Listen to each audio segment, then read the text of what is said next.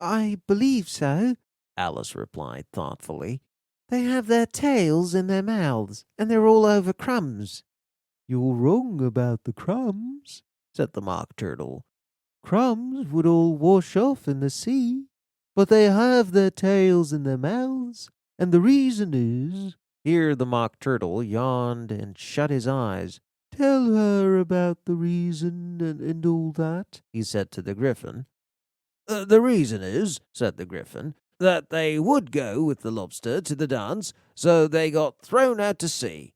So they had to fall a long way, so they got their tails in their mouths, so they couldn't get them out again. That's all.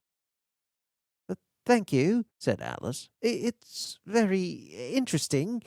I never knew so much about a whiting before. I can tell you more than that, if you like, said the Gryphon. Do you know why it's called a whiting? I never thought about it, said Alice. Why? It does the boots and the shoes, the Gryphon replied very solemnly. Alice was thoroughly puzzled.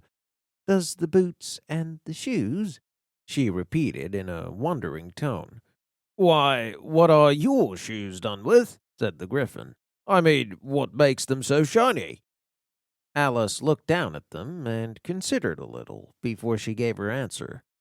They're done with blacking, I believe.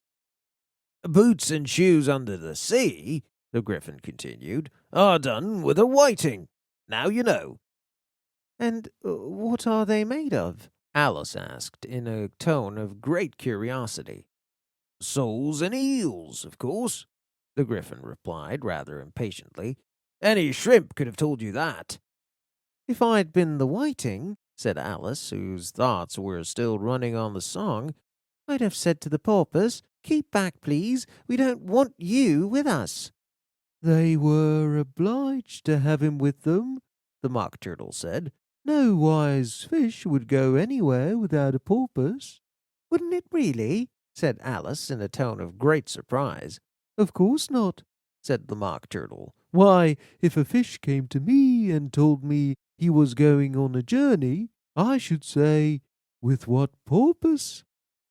Don't you mean purpose? Said Alice.